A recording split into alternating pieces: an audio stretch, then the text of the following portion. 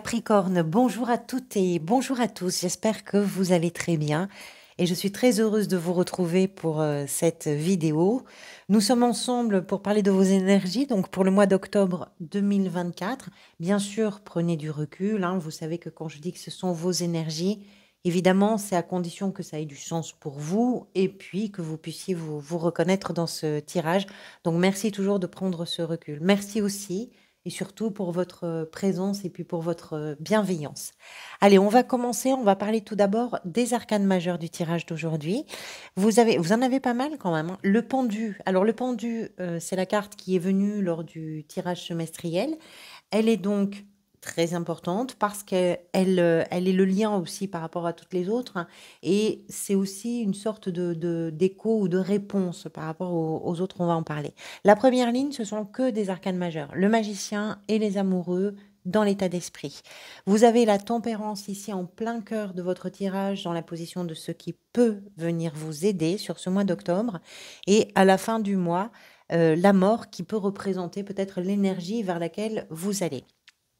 Ensuite, des bâtons, des bâtons, des bâtons, des épées, des deniers, donc pas mal de bâtons, pas de coupe. Les bâtons, c'est l'action, c'est la dynamique, c'est l'aventure, c'est l'opportunité, on va parler de tout ça. On va commencer quand même par le pendu. Je regardais un petit peu, hein, pardonnez-moi, je regardais un petit peu. Le pendu, c'est une carte que je trouve toujours très intéressante parce que c'est une invitation, je dirais, à se questionner par rapport à tout ce dans quoi on s'enferme et qui nous pousse à vivre des situations de blocage. Le pendu, alors ça peut être aussi extérieur, c'est-à-dire que ça peut être une situation qui vous donne à vous le sentiment d'être bloqué, une situation où vous vous dites ça n'avance pas, ça fait longtemps que ça n'avance pas, c'est quelque chose qui ne peut pas évoluer, mais là c'est une énergie générale. Donc on va parler de vos blocages à vous, qui peuvent amener d'ailleurs des blocages situationnels, mais c'est ce qui fait qu'à l'intérieur de vous, il y a des butées, il y a des butoirs et il y a des choses qui sont complètement verrouillées. Donc le pendu peut vous inviter à vous poser des questions, d'autant plus qu'en face, ici, vous avez la 2 de denier dans la position de ce qui est peut-être en train de se manifester, de vous poser des questions, à savoir, est-ce que vous préférez pour l'instant cultiver les blocages, donner la priorité aux blocages parce que tout un tas de raisons légitimes, au moins légitimes d'ailleurs, sont absolument incontournables, ou bien est-ce que justement vous faites un travail sur vous-même pour vous permettre de faire évoluer une situation, pourquoi pas une relation, pourquoi pas quelque chose, de toute façon, qui vous enferme. Ce qui est intéressant avec le pendu et ce qui fait que j'aime beaucoup cette carte, c'est que sa réalité d'évolution, elle se trouve dans le fait de pouvoir poser un regard différent sur ce que l'on est en train de vivre. À quel moment vous êtes capable là de vous remettre en question ou de questionner le regard que vous posez sur une situation, sur une relation, sur un contexte, etc., pour l'envisager différemment plutôt que d'être tout le temps dans la répétition des choses et dans le permanent blocage ou à vous taper systématiquement contre le même mur. Donc ça, c'est l'énergie un peu dominante, qui peut être questionnée par deux arcades majeures ici dans l'état d'esprit. Vous avez le magicien et les amoureux. On va parler du magicien d'abord. Le magicien, c'est celui ou celle qui réalise ce qu'il ou elle a envie de réaliser. Peu importe le contexte, peu importe les conditions, peu importe les outils, peu importe ce qui est en place et ce qui ne l'est pas, c'est pas grave. On trouve des solutions, on fait preuve d'intelligence, on fait preuve de malice, on fait preuve d'ingéniosité, et c'est une énergie qui pousse la personne qui est en face d'une énergie comme ça, qui pousse à développer, à découvrir, à exprimer aussi des talents parfois cachés, des ressources parfois insoupçonnées pour justement déverrouiller quelque chose, pour créer quelque chose. Le magicien ou la magicienne, c'est un faiseur ou une faiseuse de miracles. Alors, on s'accommode avec ce que l'on a, hein, c'est pas quelque chose forcément d'extraordinaire. Mais ce que ça nous raconte ici, par rapport aux amoureux, alors les amoureux, on va parler aussi quand même de cet arcane, et puis après on va voir comment on peut les mettre en lien. Les amoureux, ça peut représenter, dans certains cas, pourquoi pas, ce que vous avez envie de réaliser par rapport à une personne en particulier. Mais je ne pense pas que ce soit ça. Pourquoi? Parce que là, on est dans votre état d'esprit. Mais ça peut être en lien aussi par rapport avec une relation, hein, qui est importante pour vous. Et peu importe la nature de la relation dont il peut être question. Mais je pense plutôt que les amoureux vont représenter ici tous vos doutes, toutes vos hésitations, tout ce qui fait que vous n'arrivez pas à trouver votre place, et c'est peut-être ça qui bloque, parce que vous avez envie de faire les choses, vous avez envie de créer quelque chose, mais vous êtes tout le temps confronté à des hésitations, au fait de ne pas savoir exactement quelle direction prendre, au fait de ne pas savoir exactement où vous situez, comment vous positionnez, qui vous êtes, qu'est-ce que vous faites, qu'est-ce que vous vivez. Les amoureux, c'est être capable, effectivement, de se dire à un moment donné, mais de quoi j'ai envie réellement, concrètement, sur du long terme, pas sur le moment, pas sur l'instant présent, enfin sur du long terme, sur un regard qui va être plus tourné vers l'horizon qu'un regard qui est collé à la vitre. Hein, ce que je fais là, ce sur quoi je bloque là, comment je peux le changer pour être capable de faire finalement ce que j'ai envie de faire et qui va me convenir, qui va me plaire. Ça, c'est l'état d'esprit. Ce que vous désirez peut-être, vous, c'est représenté ici par l'as de bâton. Un as, c'est le début de quelque chose, c'est une potentialité. Les bâtons font référence bien sûr à la terre, à la nature, à tout ce qui est d'ordre énergétique, mais aussi d'ailleurs spirituel. Hein. Mais ça va parler aussi de votre action et qui est au centre de vos activités de l'opportunité, de l'inspiration, le fait d'avoir le vent en poupe et justement le fait de prendre une direction, le fait de mettre en place une idée qui va pouvoir faire son chemin. Mais peut-être que ce que vous désirez, là, c'est justement regonfler un petit peu le sac à énergie pour vous permettre de faire ça. Parce que il peut y avoir beaucoup d'idées, il peut y avoir beaucoup de motivation, il peut y avoir beaucoup d'inspiration. Donc ça peut créer quelque chose. Vous avez envie de créer quelque chose et ça, il vous appartient en réalité d'arriver à saisir justement cette opportunité ou cette possibilité-là. Avec le magicien et l'as de bâton, vous ne manquez ni d'idées, ni de désirs, ni de ressources. Tout est là. En réalité, tout est là à l'intérieur de vous. Et pourtant, il y a quelque chose qui peut bloquer. Et je pense que c'est vous. Hein. C'est vous qui bloquez. Parce qu'il y a quelque chose qui fait que vous n'arrivez pas à trancher, à décider, à choisir. La tempérance représente dans ce tirage peut-être ce qui peut venir vous aider. C'est une énergie extrêmement douce, c'est une énergie qui prend soin en réalité de l'âme.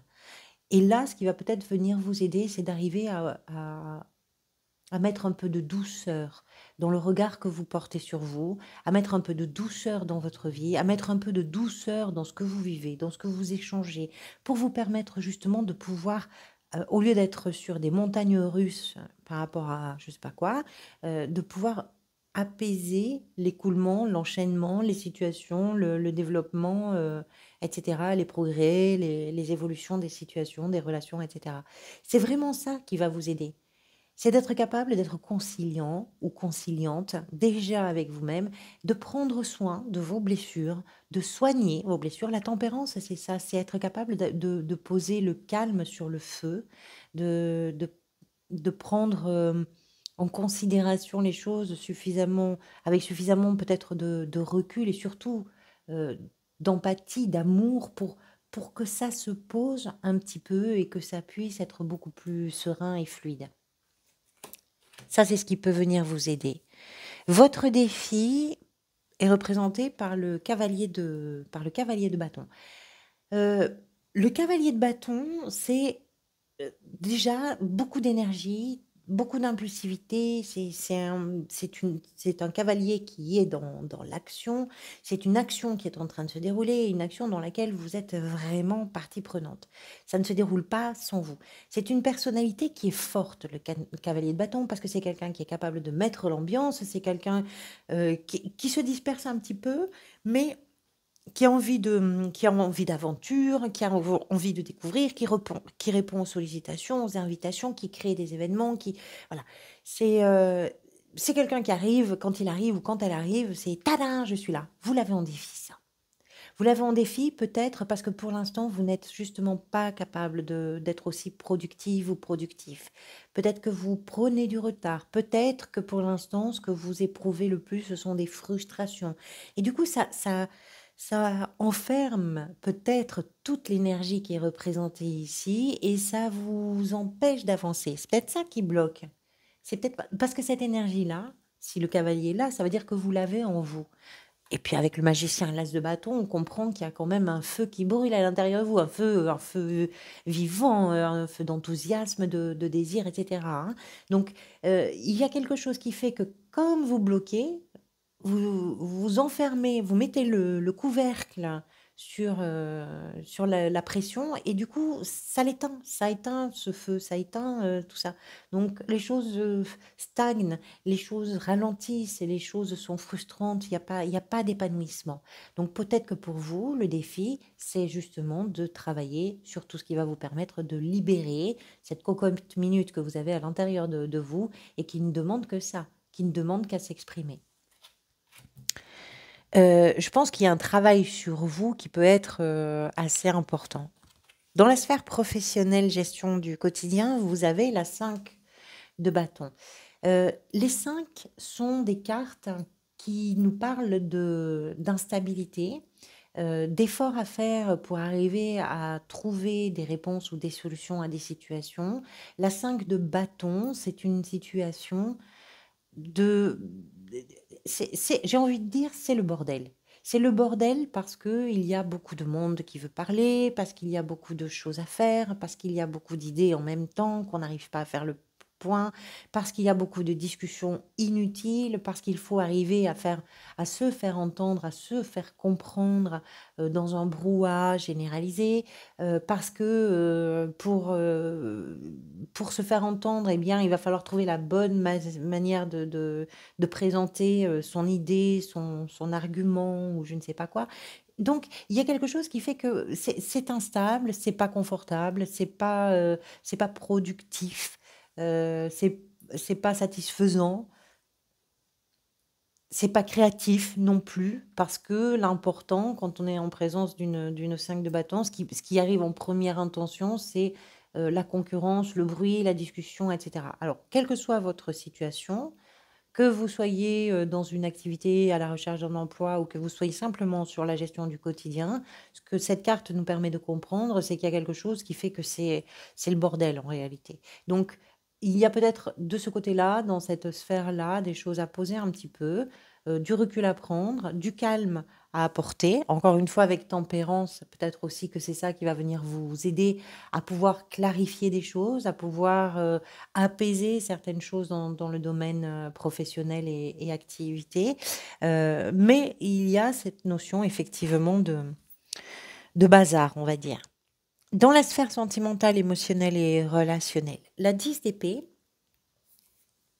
qui est une carte qui pèse un peu en énergie, euh, parce qu'il y a quelque chose qui peut-être vous prend la tête, littéralement, au sens propre, comme au sens figuré, et qui fait que il y a peut-être des inquiétudes, il y a du manque de sommeil, il y a des obsessions, il y a des choses qui reviennent, et c'est peut-être ça aussi qui fait que ça bloque, c'est que vous mettez les choses en boucle, vous les tournez, vous les retournez, vous les retournez, vous refaites le film, etc., etc.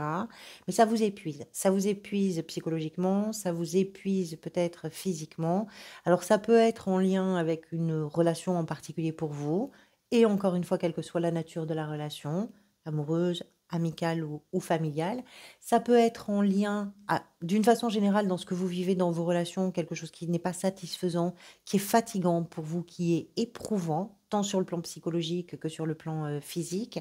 Et on comprend avec cette 10 d'épée, de toute façon, on va la clarifier après avec l'extension, mais on comprend avec cette 10 d'épée que vous arrivez à la fin d'un cycle un petit peu lourd peut-être à porter pour vous. Euh, C'est pas forcément, je dirais que c'est peut-être la seule carte un peu pesante, hein, parce que la mort, c'est une carte de transformation, donc c'est quand même plutôt bien. Il y a des choses à faire bouger, oui, mais c'est peut-être aussi là, c'est peut-être aussi dans votre relation à une personne en particulier ou dans vos relations en général, dans ce qui se joue, dans vos engagements, etc. Plutôt que de ressasser en permanence les choses, de se dire, bon, bah là, je vais faire un petit peu autrement, je vais changer un petit peu ma façon de faire, ma façon de voir, ma façon d'agir, ma façon de parler, etc. Et puis je vais essayer d'être un peu plus doux ou douce avec moi. Et ça va peut-être permettre aussi aux relations de pouvoir se vivre plus tranquillement.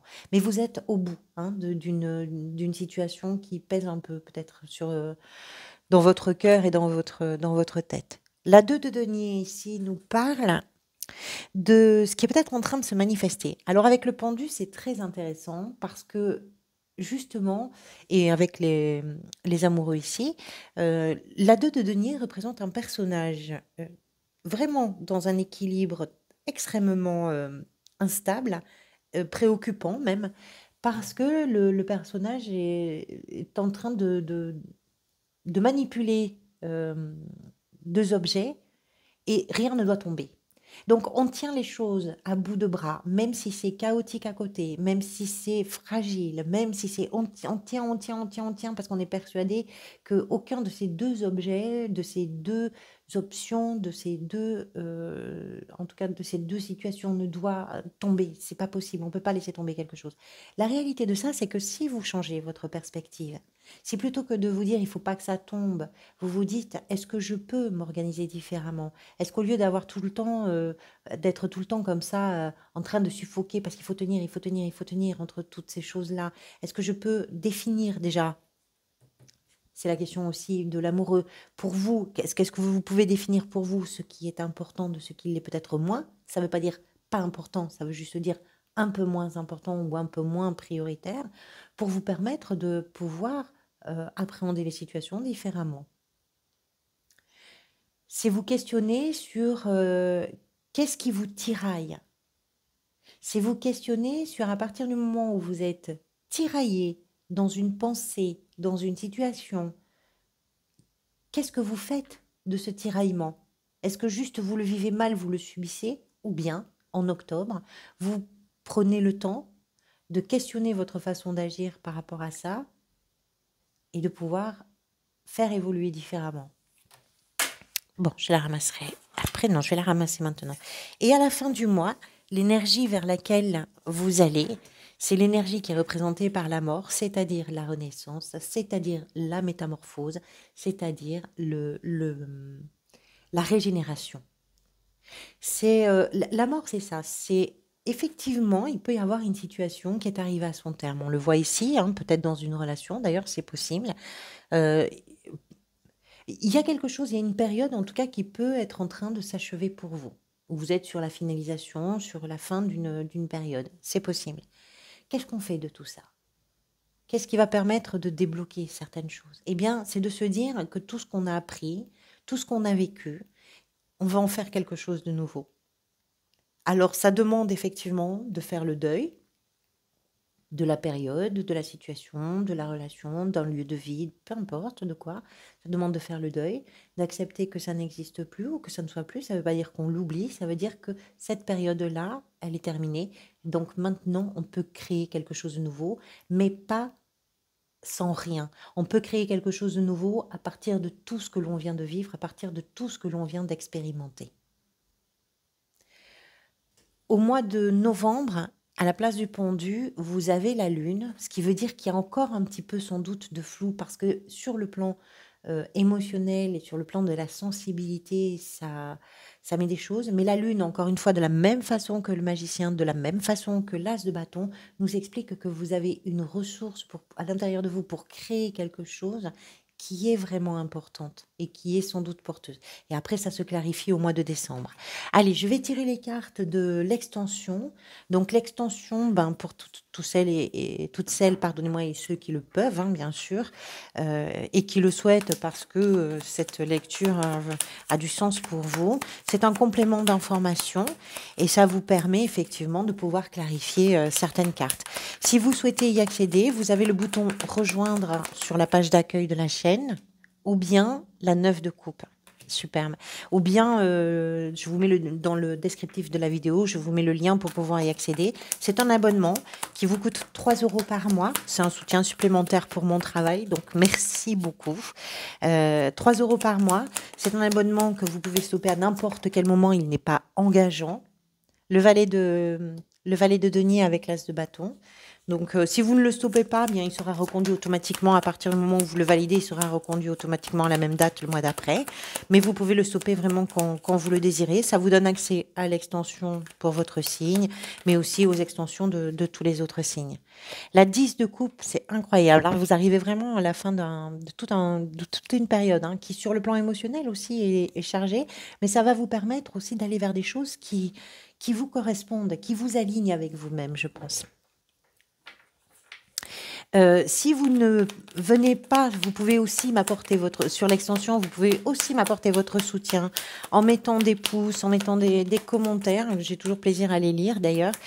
C'est aussi un soutien, ça permet d'avoir une plus grande visibilité et d'être davantage proposé par la plateforme à d'autres personnes. Le cavalier de bâton avec le cavalier de bâton dans le défi.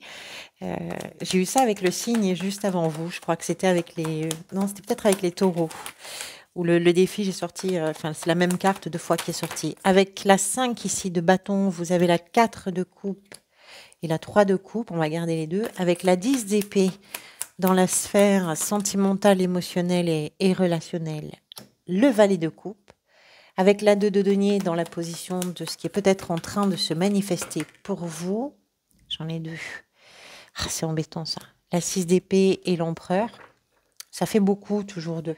Et en fin de mois, avec la mort, vous avez le chariot. Et oui, ça avance. Ça avance, ça avance. Ça évolue. C'est intéressant d'avoir le chariot, surtout par rapport au pendu qui nous parle de ce qui est un peu à l'arrêt. En tout cas, qui semble pouvoir être un peu à l'arrêt, alors qu'avec le chariot, les évolutions, les progressions, on va vers ce qui nous permet d'avoir un sentiment de réussite et on se dit, ça y est, j'y arrive. Allez, merci à chacun et chacune d'entre vous pour votre présence. Merci beaucoup. Je vous dis à tout de suite pour celles et ceux qui me rejoignent sur l'extension. Prenez soin de vous. Je vous dis à très bientôt.